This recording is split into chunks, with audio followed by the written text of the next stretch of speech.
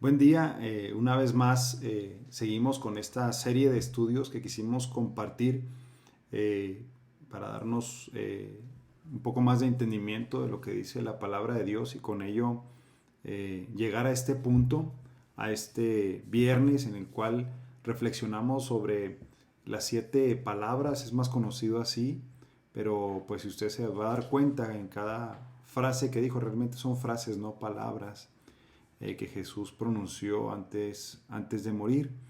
Recuerde, le pido que tenga siempre a la mano papel, lápiz o pluma para estar apuntando y que usted tenga por escrito, ¿verdad? O por lo menos en su Biblia lo vaya subrayando. Para eso también le voy a pedir que tenga su Biblia a la mano, ¿verdad? Y de esa manera podamos aprender juntos o recordar juntos lo que la palabra de Dios dice en estas 7 frases que son de bendición a nuestra vida y qué bueno que están ahí, ¿verdad? Bueno, Dios sabe por qué nos lo dejó, porque era necesario para nosotros.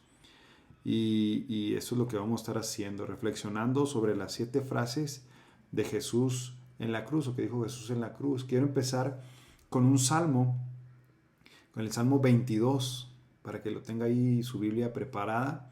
El Salmo 22, que nos habla, yo lo voy a decir de esta manera, puede ser el principio y el fin de este pequeño tema, porque nos habla de la tristeza que habla el salmista, eh, de algunas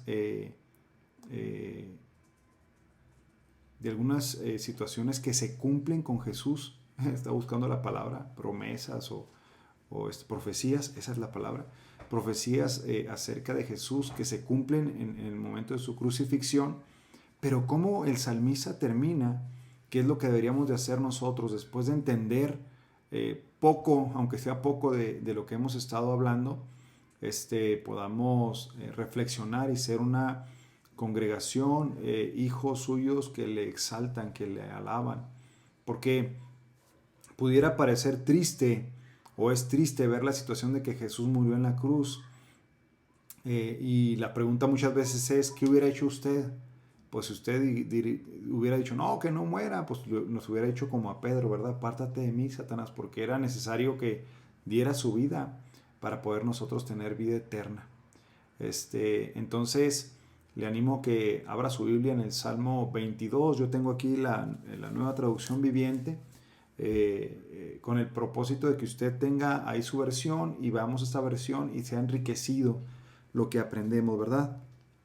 No digo que una sea mejor que la otra para nada. Entonces, Salmo 22, empiezo con él y dice así: Dios mío, ¿por qué me has desamparado? ¿Por qué estás lejos cuando gimo por ayuda? Cada día clamo a ti, mi Dios, pero no respondes. Cada noche levanto mi voz, pero no encuentro alivio. Sin embargo, tú eres santo, estás entronizado en las alabanzas de Israel. Nuestros antepasados confiaron en ti y lo rescataste, clamaron a ti y lo salvaste, confiaron en ti y nunca fueron avergonzados. Pero yo soy un gusano, no un hombre. Todos me desprecian y me tratan con desdén. Todos los que me ven se burlan de mí, sonríen con malicia y menean la cabeza mientras dicen: ¿este es el que confía en el Señor? Entonces, que el Señor lo salve. Si el Señor lo ama tanto, que el Señor lo rescate. Sin embargo, me rescataste a salvo del vientre de mi madre, y desde que ella me amamantaba, me hiciste confiar en ti. Me arrojaron en tus brazos al nacer. Desde mi nacimiento, tú has sido mi Dios. No te quedes tan lejos de mí, porque se acercan dificultades y nadie más puede ayudarme. Mis enemigos me rodean como una manada de toros. Toros feroces de Basán me tienen cercado. Como leones abren sus fauces contra mí, rugen y despedazan a su presa. Mi vida se derrama como el agua. Todos mis huesos se han dislocado. Mi corazón es como cera que se derrite dentro de mí. Mi fuerza se ha secado como barro cocido. La lengua se me pega al paladar. Me acostaste en el polvo y me diste por muerto. Mis enemigos me rodean como una jauría de perros. Una pandilla de malvados me acorralan. Han atravesado mis manos y mis pies. Puedo contar cada uno de mis huesos. Mis enemigos me miran fijamente y se regodean. Se reparten mi vestimenta entre ellos y tiran los dados por mi ropa. Oh Señor, no te quedes lejos. Tú eres mi fuerza. Ven pronto en mi auxilio. Sálvame de la espada. Libra mi preciosa vida de estos perros.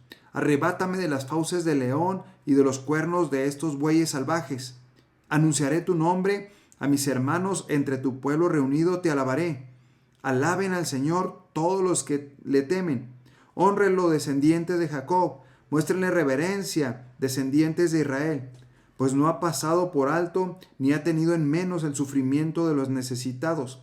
No nos dio la espalda, sino que ha escuchado sus gritos de auxilio.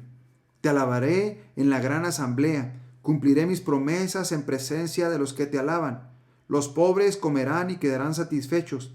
Todos los que buscan al Señor lo alabarán. Se alegrará el corazón con gozo eterno. Toda la tierra reconocerá al Señor y regresarán a Él. Todas las familias de las naciones se inclinarán ante Él, pues el poder de la realeza permanece al Señor. Él gobierna todas las naciones. Que los ricos de la tierra hagan fiestas y adoren. Inclínense ante Él todos los mortales, aquellos cuya vida terminará como polvo. Nuestros hijos también los servirán. Las generaciones futuras oirán de las maravillas del Señor.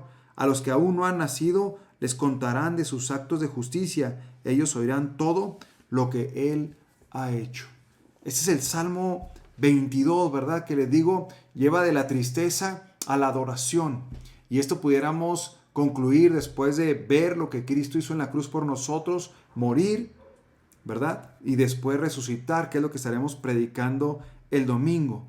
Le pregunto, ¿qué palabra puede ir en su lápida que lo describan bien? Cuando usted muera, ¿qué frase le gustaría que estuviera ahí? Que dijeran, esta persona sí me conoce, ellos sí me conocen. Déjeme le digo algo, el letrero que fue puesto en la cruz pretendía ser irónico. Era obvio que un rey desnudado y ejecutado en público había perdido su reino para siempre. Pero Jesús, que trastorna la sabiduría del mundo, iniciaba su reino. Su muerte y resurrección significarían un golpe mortal al gobierno de Satanás y quedaría establecida su autoridad eterna sobre la tierra. Pocas personas al leer el letrero esa tarde sombría comprendieron su verdadero significado, pero el letrero estaba en lo cierto. No todo estaba perdido. Jesús era el Rey de los judíos, de los gentiles y de todo el universo. La primera frase que el Señor Jesús pronunció estando en la cruz, dijo, Padre, perdónalos porque no saben lo que hacen. Lucas capítulo 23, versículos 33 y 34, encontramos esto en la palabra de nuestro Dios. Dice así, Lucas 23, 33 y 34.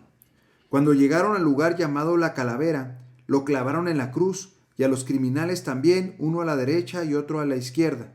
Jesús dijo, Padre, perdónalos porque no saben lo que hacen. Y los soldados sortearon sus ropas tirando los dados. Bueno, aquí vemos un poquito del Salmo 22, ¿verdad? Pero vamos a esa frase, Padre, perdónalos porque no saben lo que hacen. Jesús pidió a Dios que perdonara a la gente que le daba muerte. Líderes religiosos, políticos romanos, sacerdotes, espectadores. Y Dios contestó esa oración al abrir camino de salvación aún para los asesinos de Jesús. El oficial romano, no sé si lo recuerda, y los soldados testigos de la crucifixión, en Mateo 27, 54 dice, el centurión y los que estaban con él guardando a Jesús, visto el terremoto y las cosas que habían sido hechas, temieron en gran manera y dijeron, verdaderamente, este era hijo de Dios. Pronto, muchos sacerdotes se convirtieron a la fe cristiana después de la crucifixión. Hechos 6:7, por mencionar alguno, ¿verdad? Dice, y crecía la palabra del Señor, y el número de los discípulos se multiplicaba grandemente en Jerusalén, y también muchos de los sacerdotes obedecían en la fe. Cuando el Señor Jesús estaba en la cruz, estaba pidiendo perdón, estaba pagando el precio de nosotros y estaba pidiendo perdón. Sin lugar a dudas, somos de los pecadores que estuvimos ahí en la muerte de Cristo. La buena noticia es que Dios es bondadoso y nos perdonará y nos dará una vida nueva a través de Jesucristo. Cuando el Señor Jesús está diciendo perdónalos porque no saben lo que hacen, es claro, ¿verdad? Satanás estaba trabajando para llevar a cabo sus planes maléficos, pero no sabían que estaban dando lugar a las profecías, no sabían que estaban dando lugar a que se cumpliera la voluntad de Dios. Y es por eso que esta frase es de bendición a nosotros también. El Señor nos ha otorgado su perdón. Los israelitas no lo conocieron, aun cuando conocían la profecía, ¿verdad? No le recibieron. Dice la palabra de Dios en Juan 1, 11 y 12, ¿se acuerda? Mas a todos los que recibieron, a los que creen en su nombre, en el momento que los israelitas no creyeron en él, dijo, ok, ustedes no quieren creer, a todos los que creen, les dio potestad de ser hechos hijos de Dios. Entonces estamos viendo realmente esta primera frase, y aunque es triste la situación, podemos decir, nos podemos gozar porque el Señor nos ha perdonado. El perdón ha llegado hasta nuestros tiempos, y después de nuestros tiempos, hasta que estemos con el Señor o el Señor venga, ¿verdad? Estará el perdón sobre los pecadores. Frase número 2. Te aseguro que hoy estarás conmigo en el paraíso. Lucas 23, 39 al 43. Es la segunda frase. Permítame un segundo porque de repente le muevo mal. Dice la palabra de Dios entonces en Lucas 23, 39 al 43. Uno de los criminales colgados junto a él se burló. ¿Así que eres el Mesías? Demuéstralo salvándote a ti mismo y a nosotros también. Pero el otro criminal protestó. ¿Ni siquiera temes a Dios ahora que estás condenado a muerte? Nosotros merecemos morir por nuestros crímenes, pero este hombre no ha hecho nada malo. Luego dijo Jesús, acuérdate de mí cuando vengas en tu reino. Jesús le respondió, te aseguro que hoy estarás conmigo en el paraíso. Esta frase nos recuerda cosas bien sencillas e interesantes. Número uno, creer en Cristo puede ser aún en el último momento de nuestra vida. No espere. Si usted no ha creído en Él, no espere, ¿verdad?, a que sea el último momento de su vida. ¿Sabe? Los dos ladrones estaban ahí por lo que merecían. De hecho, el segundo le dice al primero, ¿verdad? Tú y yo estamos aquí por lo que merecemos, pero él no. Él fue crucificado, recuerda, porque él aseguró que era lo que decía ser. Por eso lo mataron. Por eso lo crucificaron, perdón. Y esta frase nos demuestra que la fe no es por obras. Perdón, la salvación no es por obras, es por medio de la fe. De creer en el sacrificio de Cristo en la cruz. Este hombre en ese momento tuvo la confianza, ¿verdad? Despojó su fe en Él, o sea, confió en Él en ese momento y le dijo, Señor, acuérdate de mí cuando vengas en tu reino. No sabemos qué mirada de amor tendría el Señor en ese momento, pero el Señor Jesús le aseguró, te aseguro que hoy estarás conmigo en el paraíso. Este pasaje entonces nos da seguridad y descanso en Jesús, sabiendo que lo que Jesús dice lo cumple, ¿verdad? Cada cosa que Jesús decía se iba cumpliendo. Hay unas que no se han cumplido todavía, pero en su mayoría se iban cumpliendo. Y entonces, si el Señor dice, hoy estarás conmigo en el paraíso, este es un pasaje que nos da entonces seguridad y descanso en Jesús. Podemos reclamar como le hizo uno de los ladrones, ¿verdad? Oye, haz algo. ¿Por qué no haces nada? O podemos ser como el segundo que le dijo, acuérdate de mí, ¿verdad? Depositar la confianza en Jesús y nuestra vida será diferente. Podemos estar como, por decirlo de alguna manera, amargado, desesperado como el primero. O podemos estar confiados y tranquilos como el segundo. Los dos murieron. En alguna ocasión yo dije que eran los dos caminos a la cruz. ¿Puede ir usted ante Jesús reclamándole, diciéndole, es que ¿por qué no has hecho nada? ¿Es que por qué no me has dado lo que yo he necesitado? ¿Por qué no has estado conmigo? O puede ir uno como el segundo y decir, Señor, estoy confiando en que tú estás conmigo. Aun cuando las cosas están saliendo mal, yo sé que tú tienes el control y yo sé que tú me vas a bendecir. Te aseguro que hoy estarás conmigo en el paraíso. Frase 3. Vamos a Juan Juan capítulo 19, versículos 26 y 27. Dice la palabra de Dios de esta manera, les leo desde el 25. Estaban de pie junto a la cruz la madre de Jesús, la hermana de su madre, María, la esposa de Cleofas, y María Magdalena. Cuando Jesús vio a su madre al lado del discípulo que él amaba, les dijo: apreciada mujer o mujer, a ti te digo, he aquí tu hijo. Y al discípulo le dijo: ahí tienes a tu madre.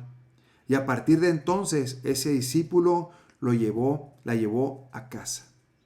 Algunos comentaristas dicen que para este tiempo ya el padre de Jesús no estaba. De hecho, desde Lucas 2, 52 al 54, cuando nos habla de Jesús que crecía en fe, ¿verdad? En conocimiento, en sabiduría y en gracia para con los hombres y para con Dios, desde ese momento ya José no estaba.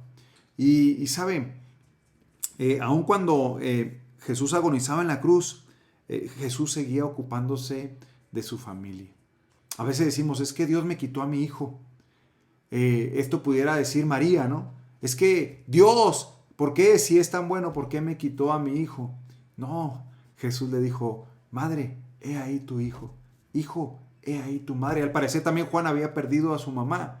Entonces en ese momento le está diciendo, ¿sabes? Dios sigue supliendo la necesidad.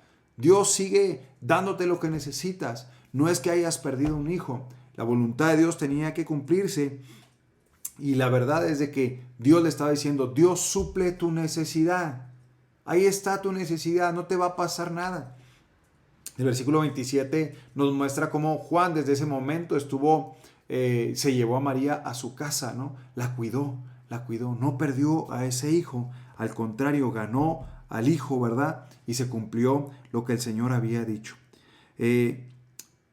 Pidió a Juan que se hiciera cargo de María, su madre. Nuestra familia es un regalo precioso de Dios y debiéramos valorarla y cuidarla bajo todo tipo de circunstancias. Ninguna labor cristiana ni responsabilidad en cualquier trabajo o posición nos exime de la obligación de cuidar de nuestra familia. Recuerda ese pasaje que dice, se lo digo, ¿verdad? No recuerdo ahorita el pasaje, pero dice, el que no provee para su casa es peor que un incrédulo y ha negado la fe. No, a veces descuidamos a la familia por ganar un centavo más, ¿no? Por ganar un 5 más. Lo más importante es la familia. Recuerda aquel hijo pródigo que deshonró a su padre, que lo humilló, que prácticamente le dijo, muérete. Ese padre lo trató con amor, con gracia, con misericordia, merecía la muerte. Pero en lugar de eso, le dio vida, lo volvió a recibir. De esa manera, el Señor aquí ve que debemos estar al pendiente de nuestra familia, y el Señor Jesús no se le escapó ese momento tan importante de decirle a María y a Juan, ¿verdad? Que estuvieran al pendiente. Entonces, recuerde, Dios no nos ha quitado un hijo, ni nos ha quitado un padre tampoco. Él es nuestro Padre y Él ha provisto a nuestros hijos o de un hijo más. Frase número 4, sigo adelante. Una frase muy impactante en Mateo 27, 45. Mateo 27, 45 dice, del 45 al 49, dice, al mediodía la tierra se llenó de oscuridad hasta las 3 de la tarde. A eso de las 3 de la tarde Jesús clamó en voz fuerte, Elí, Elí, lama sabactani, que significa, Dios mío, ¿por qué me has desamparado? Algunos que pasaban por allí entendieron mal y pensaron que estaba llamando al profeta Elías.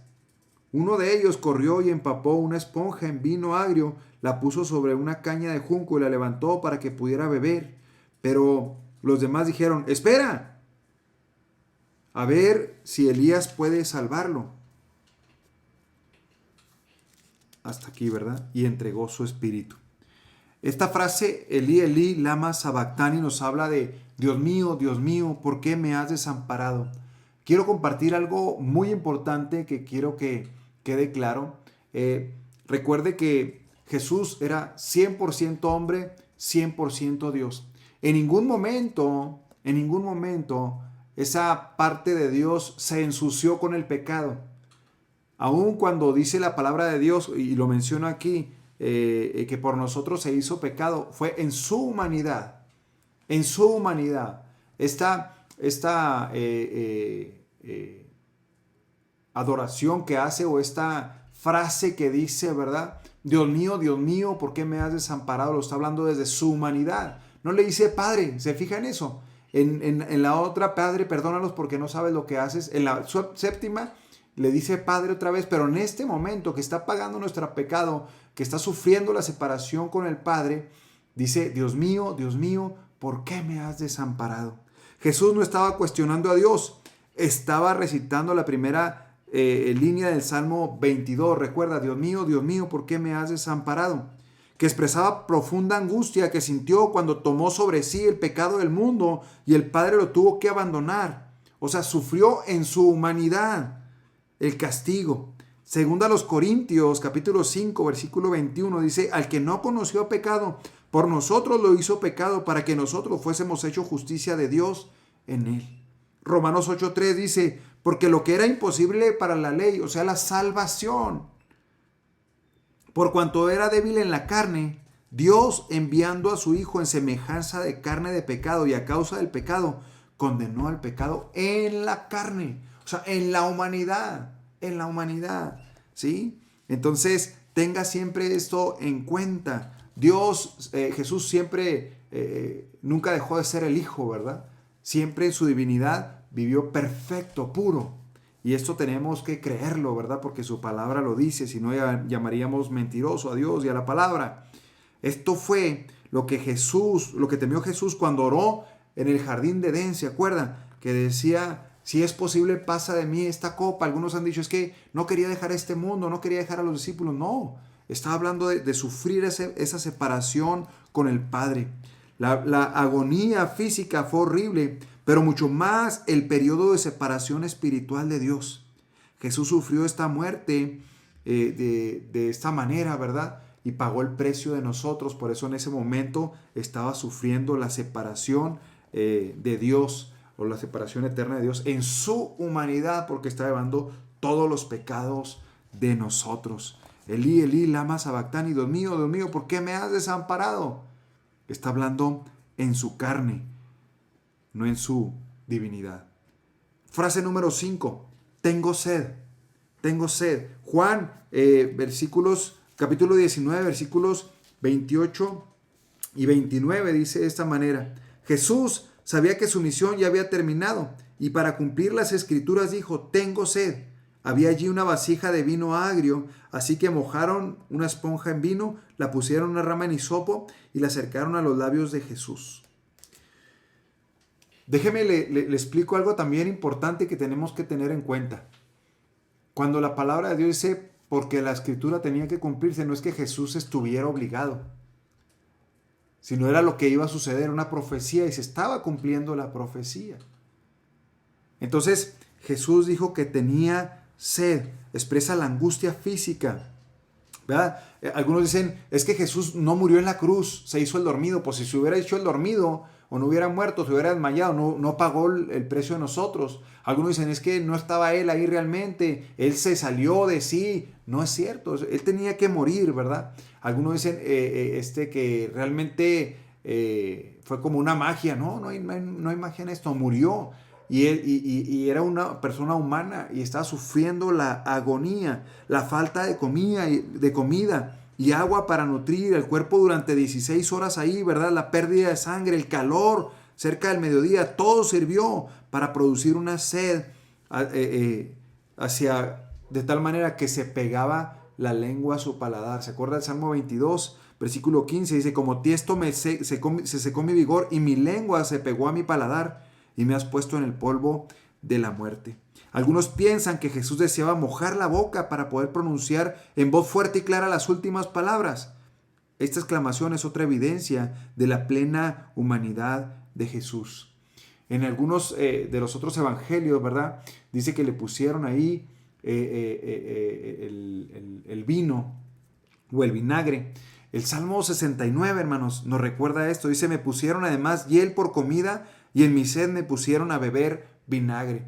En el momento del salmista, o lo que el salmista está diciendo en el Salmo 69, era algo para humillarlo, algo amargoso.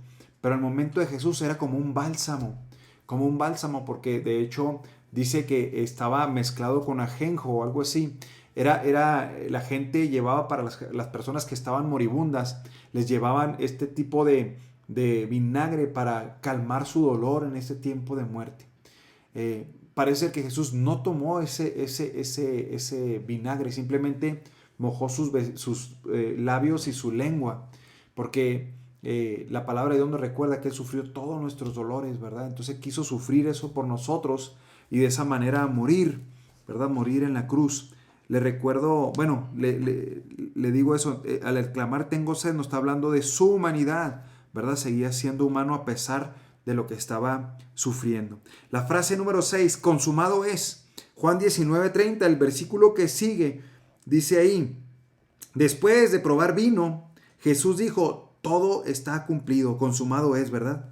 Entonces inclinó la cabeza y entregó su espíritu. Esta palabra, tetelestai, tetelesteo, ¿verdad? Nos habla de un compromiso o de un pago hecho y estar a gusto o contentos las dos partes.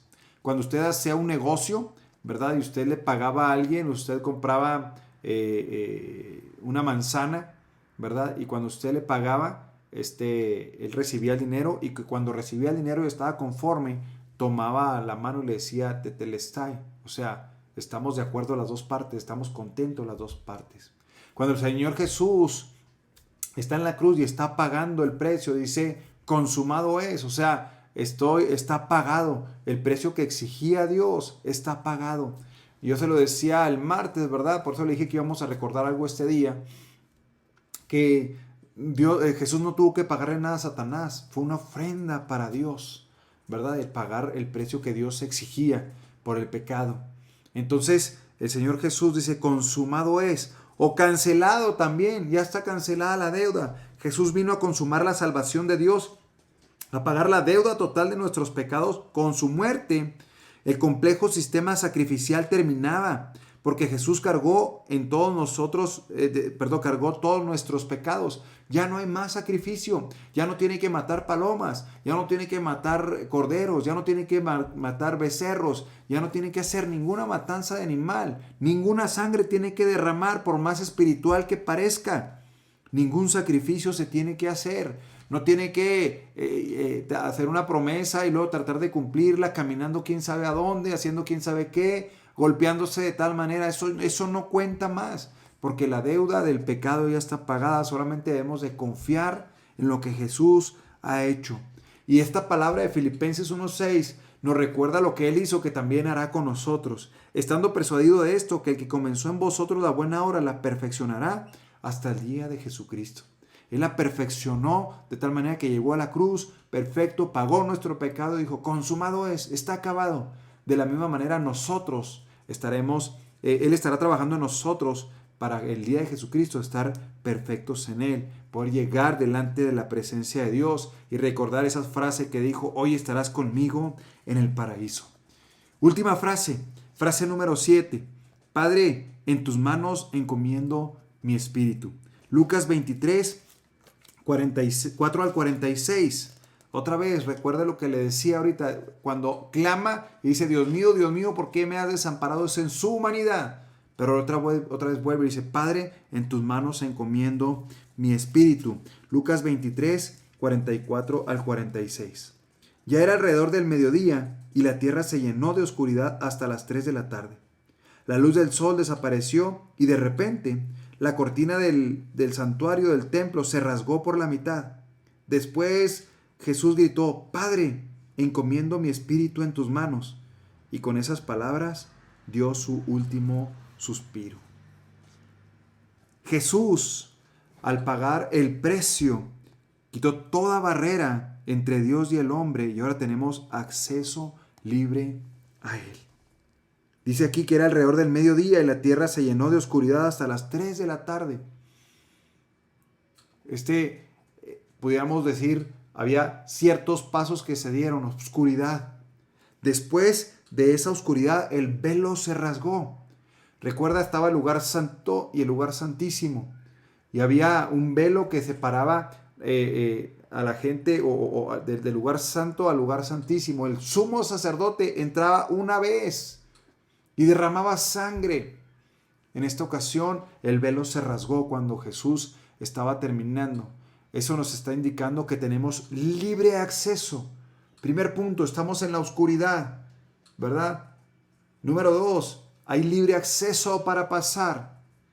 Dice, en tus manos encomiendo mi espíritu. Y dicho esto, entregó su espíritu. Entonces entramos a la presencia de Dios por el sacrificio que Cristo hizo en la cruz. Al leer estos versículos podemos recibir que vamos de las tinieblas a su luz admirable. O sea, 1 Pedro capítulo 2, versículo 9 dice, mas vosotros sois linaje escogido, real sacerdocio, nación santa, pueblo adquirido por Dios, para que anunciéis las virtudes de aquel que os llamó de las tinieblas a su luz admirable. O sea, el Señor Jesús, desde la oscuridad, hubo una gran oscuridad. Algunos dicen que hubo un eclipse, otros dicen que la misma naturaleza estaba en contra de lo que estaba pasando, ¿verdad? De esa oscuridad se rasga el velo, tenemos libre acceso, ya no tuvieron que volverlo a enmendar porque había libre acceso, ya no teníamos que entrar una vez al año, el sumo sacerdote una vez al año, rociar sangre, la sangre de Cristo ya había sido derramada, era el precio que el Señor había pedido, todo lo que, la ira que Dios tenía para con los pecadores fue derramada ahí, tenemos libre acceso a su luz admirable. Y dice, Padre, perdónalos porque no saben lo que hacen. Nos lleva de las tinieblas a su luz admirable. Aun cuando pretendían quitarle la vida, no pudieron. Aun cuando el Señor Jesús quería quitarle la vida, no pudieron. ¿Verdad? Él gustoso la dio para pagar el precio que el Padre exigía. Juan 10, 18 dice, nadie me la quita, sino que yo de mí mismo la pongo. Tengo poder para ponerla y tengo poder para volverla a tomar. Este mandamiento recibí de mi Padre. Colosenses 2, 13 al 15 dice, y vosotros, estando muertos en pecados y en la incircuncisión de vuestra carne, os dio vida juntamente con él, perdonándoos todos los pecados, anulando el acta de los decretos que había contra nosotros, que nos era contraria, quitándola de en medio y clavándola en la cruz, y despojando a los principados y potestades, y los exhibió públicamente, triunfando sobre ellos en la cruz. En la cruz. Entonces, él no le quitaron la vida, no lo mataron.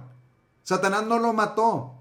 Él entregó su espíritu, él dio su vida por nosotros. Esa es una frase correcta. Esa es una verdad bíblica. Él dio su vida por nosotros, no se la quitaron. Él entregó su vida por nosotros. Esto nos lleva a apreciarlo, a valorarlo, a querer vivir por Él, a recordar lo que Él hizo por nosotros, a vivir una vida de la tristeza a la alegría, del pecado a vida eterna, de estar muertos en delitos y pecados y decirle, Dios, perdóname, sálvame, porque solamente tú puedes hacerlo. Ningún otro líder religioso lo ha podido hacer. Nadie ha dado su vida por nosotros, se la han quitado, se la han arrebatado. Nadie ha dicho que va a volver o que va a resucitar.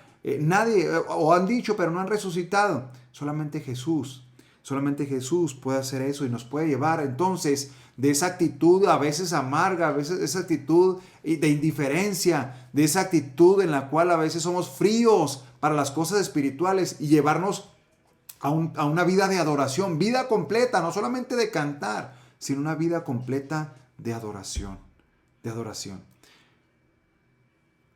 Si el sacrificio de Cristo en la cruz, se lo hemos dicho en otra ocasión, no nos lleva a esto, nada lo va a llevar.